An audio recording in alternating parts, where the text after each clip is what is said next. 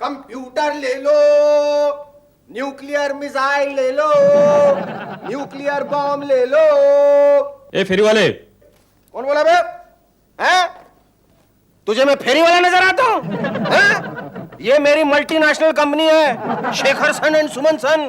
Windows 95, doors 96, gates 97, missiles 98, सब इसमें है। ये क्या कहा? सब्जी दाल आटा? सॉरी, बजट के बाद ये आइटम्स आम आदमी के बजट के बाहर हो गए, इसलिए अपन रखते नहीं। कल आधा किलो दाल खरीदने के लिए मुझे बैंक से लोन लेना पड़ा। मेड इन इंडिया के मार्केट में चीजों के भाव अप है, मार्केट डाउन। उस दिन सेठ करोड़ी मल फोन पर बातें कर रहे थे। क्या एबीसी के शेयर गिर गए? फौरन बेच दो। क्या सेंसेक्स 40 पॉइंट गिर गया? फौरन बेच दो। तभी नौकर ने आगे कहा, सेठ जी मालकिन सीढ़ियों से नीचे गिर गई। सेठ जी बोले, फौरन बेच दो। हमारे मक्खन जी के 4 दोस्त धंधा करने बंबई आए। चारों तरफ ट्रैफिक देखे उन्होंने सोचा गैरेज का धंधा खूब चलेगा, मगर उनका गैरेज का धंधा नहीं चला। पूछो क्यों? क्योंकि गैरेज उन्होंने बिल्डिंग के 4थे माले पे खोला था। फिर चारों ने सोचा टैक्सी का धंधा किया जाए। चारों ने मिलकर टैक्सी डाली, मगर उनका टैक्सी का धंधा भी नहीं चला। पूछो क्यों? क्योंकि चारों हमेशा खुद टैक्सी में सवार रहते थे। टैक्सी का धंधा ना चलते देख उन्होंने टैक्सी को समुद्र में फेंक देने की सोची। टैक्सी को समुद्र किनारे ले जाकर वो उसे धक्का देकर समुद्र में फेंकने की कोशिश करने लगे, मगर काफी धक्का मारने के बाद भी टैक्सी अपनी जगह से हिली तक नहीं। पूछो क्यों? क्योंकि 2 आगे से धक्का मार रहे थे तो 2 पीछे से।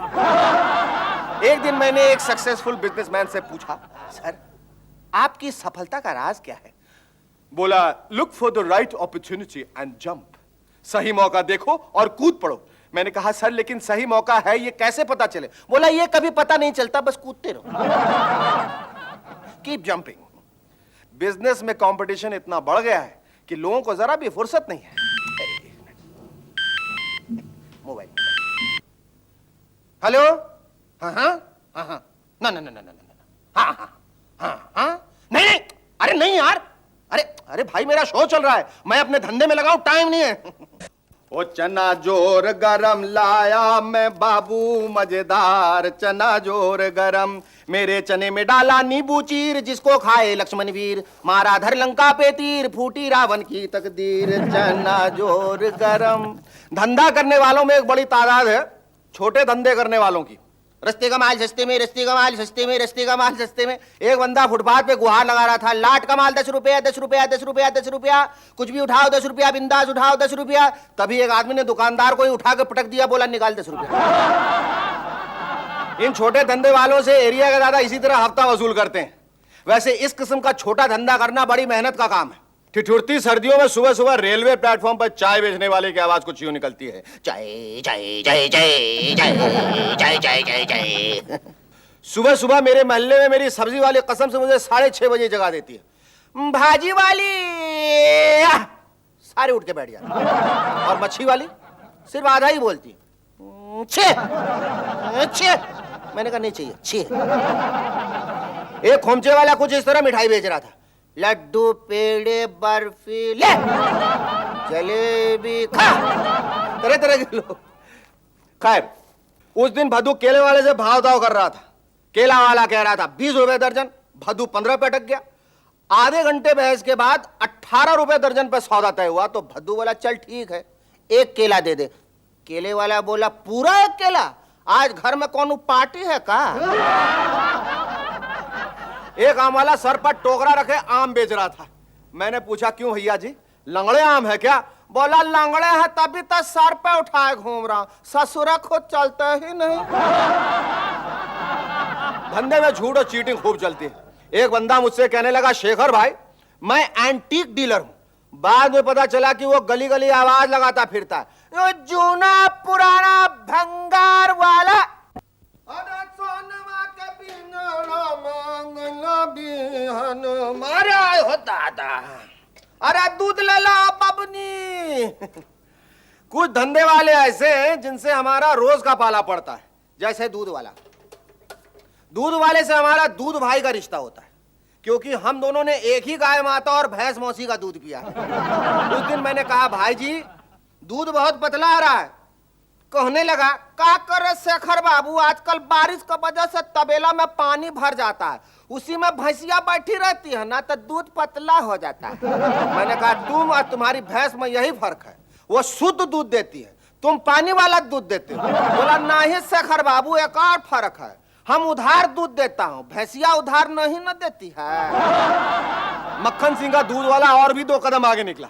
एक दिन सवेरे सवेरे मक्खन सिंह ने जैसे ही दूध लेने के लिए दरवाजा खोला, दूध वाले ने उसे पकड़ के चूम लिया। मक्खन सिंह चिल्लाया, क्या करता है पागल खोतिया। दूध वाला फौरन माफी मांगता है, बोला माफ करना साहब, मैं समझा मेम साहब है। मक्खन सिंह को हमेशा ही अपने धंधे वालों से शिकायत रही। एक बार मैंने मक्खन सिंह से कहा, यार मेरा धोबी शर्ट धो के लाता पर बटन गायब कर देता है। मक्खन सिंह बोला, यार मेरा तो भी बटन तो सही सलामत लाता है पर शर्ट गायब कर देता है। एक दिन धोबी के पैसे मांगने पर मक्खन सिंह बोला, ओए किस बात के पैसे, तूने तो शर्ट घुमा दी। बोला हाँ पर धोने के बाद घुमाई है ना, पैसा निकालिए।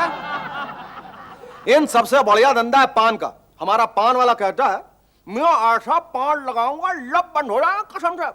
पान लबों के शान है, इसलिए तो बड़ा भैया डॉन है।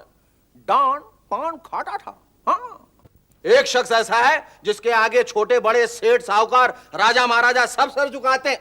अबे तू भी सर झुका, कहीं का दादा लगा है। हाँ, तो उसे कहते हैं बार्बर, यानी जो बार बार आपका बाल काट दे, हजामत बनाने वाला। एक दफा एक शूटिंग के सिलसिले में मुझे गांव जाना पड़ा। शेविंग का सामान मैं घर पे भूल गया था, लिहाजा गांव के एक सलून यानी दुकान में हजामत बनवाने बैठा तो देखा वो साबुन पर थूक थूक कर ब्रश से साबुन का फोम तैयार कर रहा था। मैंने मुंह बना के पूछा, बे क्या कर रही है। बोला जनाब आप बड़े आदमी है इसलिए मैं साबुन पर थूक रहा हूं, वरना यहां तो लोगों के मुंह पर थूकता हूं फिर साबुन लगाता हूं। बॉम्बे में मेरा रेगुलर हेयर ड्रेसर है रफीक। रफीक भाई की कैंची और जबान साथ साथ चलती है। मैंने कहा यार तुमने हेयर कटिंग कितनी महंगी कर दी है, पिछले बार मैं अमेरिका गया था वहां 10 सेंट में बाल कट जाते हैं। बोला हुजूर लेकिन अमेरिका आने जाने का खर्चा कितना है? मेरी शेव बनाते हुए पूछने लगा, शेखर जी आप कितने भाई हैं? उसका उस्तूरा अपने गले पे देख के मैंने कहा, अगर तेरे उस्तूरे से बच गया तो 4 वरना 3 ही बचेंगे। जब उसकी जुबान नहीं रुकी तो मैंने कहा यार बातें मत बना, राजधानी एक्सप्रेस की तरह मेरी दाढ़ी बना। उसने जल्दी जल्दी दाढ़ी खींच दी। चेहरा देखकर मैंने कहा यार ये कैसी दाढ़ी बनाई है, देखो छोटे छोटे बाल दिखाई दे रहे हैं। बोला क्या करूं साहब, राजधानी एक्सप्रेस छोटे मोटे स्टेशनों पे नहीं रुकती। बड़े बड़े शहरों में बड़े बड़े धंधे, ऑटोमोबाइल से मोबाइल तक और शिप बिल्डिंग से रेसिडेंशियल बिल्डिंग तक।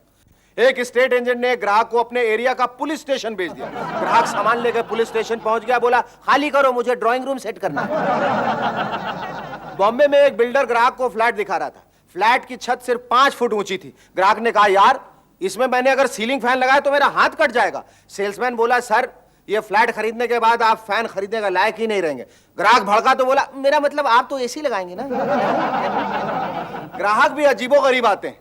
जूतों की दुकान में घुसकर मक्खन सिंह जी पूछने लगे, ओ जी वो 100 रुपए वाले जूते कितने के हैं? दुकानदार बोला 50 रुपए का एक। भदू एक डिपार्टमेंट स्टोर में नौकरी के लिए गया। मैनेजर ने इंटरव्यू में पूछा क्या तुम झूठ बोलते हो? बोला जी नहीं, पर आपके साथ रह के सीख। खैर साहब भदू को टेम्परेरी नौकरी मिल गई। एक दिन जल्दबाजी में उसने कोई कीमती चीज तोड़ दी। मैनेजर चिल्लाया इसकी कीमत साल भर तेरे पगार से काटी जाएगी। भदू बोला चलो साल भर की नौकरी पक्की तो हो गई। भदू के डैडी ने उसे डांटते हुए कहा बेवकूफ, मैं जब तेरी उम्र का था तो डिपार्टमेंट स्टोर में काम करते करते स्टोर का मालिक बन गया था और तू नालायक अभी तक सेल्समैन का सेल्समैन ही है। भदू बोला डैडी आजकल डिपार्टमेंट स्टोर में डेली पूरा हिसाब चेक किया जाता है। लेकिन भदू बहुत लकी है, उसने डिपार्टमेंट स्टोर के मालिक की लड़की को ही पटा लिया। लेकिन मालिक अपनी लड़की से भदू की शादी कराने को राजी नहीं, इसलिए भदू आजकल अपने होने वाले ससुर को पटा रहा है। वैसे सबसे बढ़िया धंधा है राजनीति का जनता स्टोर। चुनाव में भारी छूट, बाकी दिन लूट ही लूट। धंधे में दौलत कमाई भी जाती है और गंवाई भी जाती है। वैसे दौलत का मतलब होता है 2 लात। आते वक्त दौलत पहली लात कमर पे मारती है तो आदमी की गर्दन अकड़ जाती है, फिर जाते वक्त दूसरी लात छाती में मारती है तो गर्दन झुक जाती है। मक्खन सिंह का मेडिकल स्टोर नहीं चल रहा था। उसने वहीं पर आइसक्रीम काउंटर खोल दिया। मैंने पूछा क्यों मक्खन, बिजनेस कुछ बढ़ा? बोला हाँ, अब खांसी की दवा खूब बिक रही है। किसी जमाने में कुछ गोरे विदेशी यहां धंधा करने आए थे और गंदा कर गए। आज फिर से कुछ विदेशी ताकतें स्वदेशी बिजनेस चौपट करने में लगी हैं। सावधान, हमारे नीम, हल्दी और बासमती राइस को तो पेटेंट करा चुकी हैं, अब चने की बारी है।